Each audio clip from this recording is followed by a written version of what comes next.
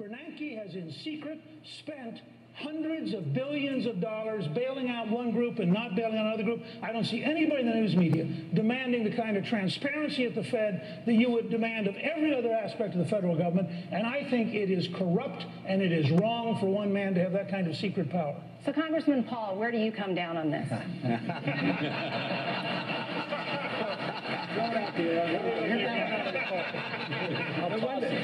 One thing I might say that we have made some inroads on the Federal Reserve.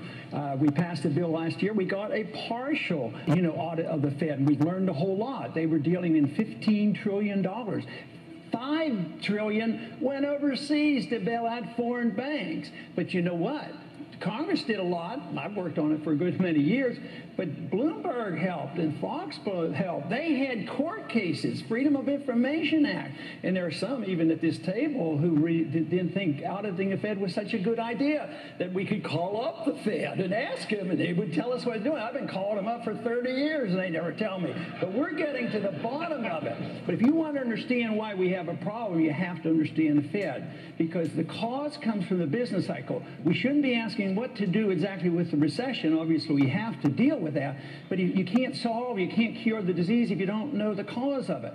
And the cause is the booms. When there are booms, and they're artificial, whether it's the CRA or whether it's the Fed easy credit, when you have bubbles, whether it's the NASDAQ or whether it's the housing bubbles, they burst. And when they do, you have to have corrections, and that's what we're dealing with. And we can do this by building coalitions and not sacrificing any principle. Would you get the federal government out of housing?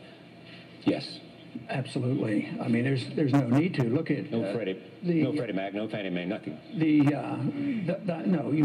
That's where the distortions come. That's where the moral hazard comes from. That's where the malinvestment, overbuild. It was predictable. You talked about what economists we should look to, and unfortunately, we've been living with Keynesian economics for many, many decades, and everybody who was right about predicting the bubbles were Austrian economists. They said they were coming, and yet they're also saying, and I agree with them, that everything that we're doing right now is wrong. So what we did with the housing bubble, yes, we had too many houses. It was glaring in our face. The bubble was doomed to burst, and it came because of Fannie Mae, Freddie Mac, easy credit, and also Community Reinvestment Act. So who got into trouble? The people who did the speculating, the Wall Street, the derivatives market.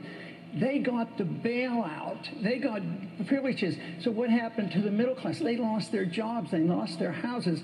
This whole system is all messed up. And what I hear here is just tinkering with the current system and not looking at something new and different. And it's a free market economy without a Federal Reserve System, with sound money. If you don't have that, you're going to continue with the bubble. And this propping up this debt and keeping the correction.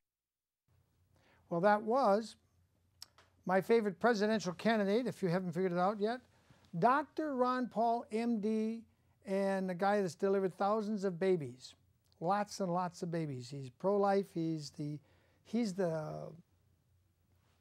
really the true Republican candidate for president. The rest to me are all New World Order, funny money candidates. With me in the studio today, all the way from Orange County, where she maintains a dental practice and fights legal battles that most attorneys would just cringe to have to deal with her pace. Dr. Orly Taitz, thank you and welcome to the show again.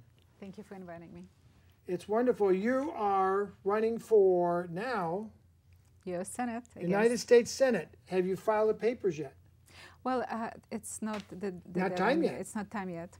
So it's not even time yet to make your declaration of intention. But I filed with FEC, with Federal Elections Committee, and now I'll be filing with the state of California. So actually, I already made the declaration. I filed with FEC. I'm filing with the state of California. Actually, my supporters have raised money for my filing fee, which was like $3,500, and I am running and continuing with the legal battles for the civil rights of the U.S. citizens that are being infringed upon. I'm glad you said that. Would you vote to repeal the Patriot Act if you were in the U.S. Senate? I would repeal a certain number of provisions that, as we were talking about, provisions that would allow the U.S. military to arrest, U.S. citizens without a trial and to hold them indefinitely. Definitely, I feel that this is something that should be repealed. It is frightening. As you know, I lived in a dictatorship, and when you have a situation where there are FEMA camps, where the Congress votes to allow incarceration without trial, without due process, and indefinite incarceration, that's a concern. And particularly knowing, just here in California, not long ago, we had a situation where a former assistant U.S. attorney, Richard Fine, was incarcerated for 1.5 years without trial. We see those things are happening, and this has to end. And the way to end it is to bring new, clean individuals into the U.S. Congress and U.S. Senate, and that's the reason I'm running, and I'm running against Dianne Feinstein, as you know. We're also seeing this economy going down the drain. The biggest problem today is tremendous joblessness, tremendous unemployment. We have 25 million Americans who are either unemployed or underemployed. And this is the #1 problem. What could you do about this economy as you want, even if you beat Dianne Feinstein, and you take the U.S. Senate seat? What could you as one senator do to change this economy? What could you do? Well, it always takes one person to start the fight. You know, at some point, Nelson Mandela was one person who started the fight, and look at the results. He spent 20-some years in prison. Well, let's hope that I wouldn't have to spend that much. But this is the reality of today's new reality. Since the Patriot Act, I mean, I'm really concerned. So you wouldn't repeal the entire Patriot Act? Well, you know, you have to go part by part, but the parts that are really offensive, first of all, but they arrested 600 people, most of them with Islamic-sounding names. And after, during the Bush regime, because I can't call it a presidency, it was a regime, it was a dictatorship of Bush. Now we have the dictatorship of Obama, which, I don't know, it seems almost worse, but they had 600 people arrested and detained indefinitely for years and years, and then one by one they quietly get released. Out of 600, I think they only convicted one guy of one misdemeanor out of 600. The rest were guilty of nothing. They just scooped them up and held them. I mean, already that's unconstitutional, and the Patriot Act let that happen. And none of those 600 did anything terroristic. Well, it's interesting. Actually, one of the people who was arrested right after 9/11 was an individual by name Jawad Iqbal. And there is a case which is very well known in federal courts. It is used by federal judges on a daily basis, and it's Iqbal v. Ashcroft. This gentleman complained he was arrested. He was in prison. He claimed that he was beaten in prison, and the reason he was arrested is because he used a social security number that was never assigned to him, basically a stolen social security number. This man was kept in prison for 1.5 years, I believe for 2 years, and then he was deported to Pakistan.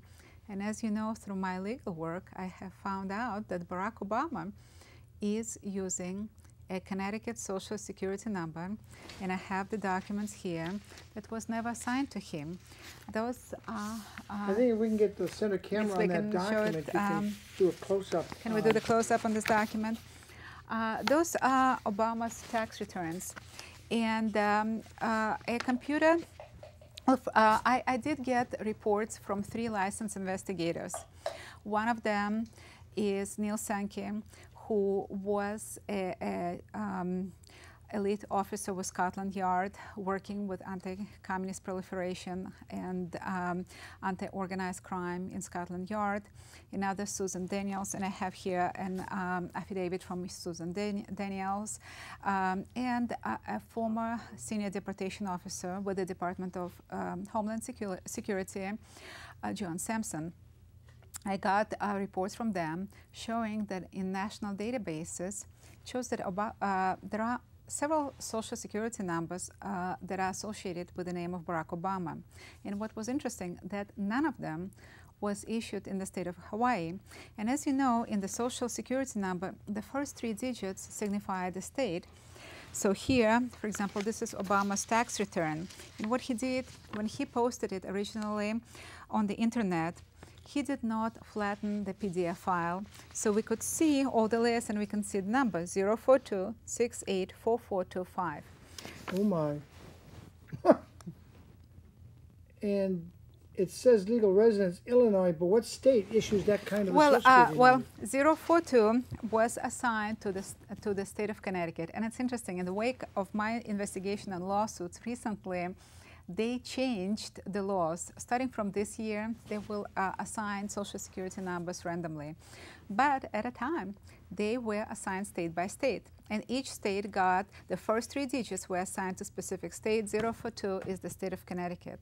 Obama was never a resident of Connecticut. He got this number, according to 3 investigators who searched different databases like LexisNexis, ChoicePoint, Intellius. I mean, multiple databases showed the same thing. But then you have had an impact. The fact that they're going to randomly assign these social security numbers now, and it won't necessarily signify a state, then you've had an impact. You've made a change. I don't know if it's going to help the country, but you definitely got somebody's attention, and to me that says you have a valid issue. Absolutely. You nailed them. I just gave you here documents. If you can do the close-up of the documents that I gave you, yes, this is second page. Yeah, the first page is the selective service certificate, and the second page is the SSNVS. It's the document from Social Security Number Verification System, and it shows that the Social Security number that Barack Obama is using here on his tax returns, and that he is using, as you have on the other camera on the close-up, that he used in his selective service certificate, was never assigned to him. Wow. Here, there it is. Now this is a E-Verify. A witness by name Linda Jordan provided me with an affidavit and a printout from E-Verify that shows that according to E-Verify, the Social Security number that Barack Obama is using, 042684425, was never assigned to Barack Obama. It does not match with the name of Barack Obama. So, wow. You know, somebody... So you proved it, and I think Sheriff, what's that sheriff's name in Arizona? Arpaio. Arpaio, yeah. I think he's paying attention to what you're doing. I don't know. Well, he's supposed to do his own investigation. Well, you know, I actually provided him with all the information a while ago. If he wanted, he could have gone public. He would have stated publicly here, here's... he said he's going to make a statement before Christmas. I don't know. Just recently, he said, Sheriff Arpaio said, he's going to come out with his own investigation and state whether this guy can run for office in his county, I guess. Because if they strike him from one county ballot in one state, I think that would send a ripple through all 50 states. I think there'd be a federal lawsuit immediately.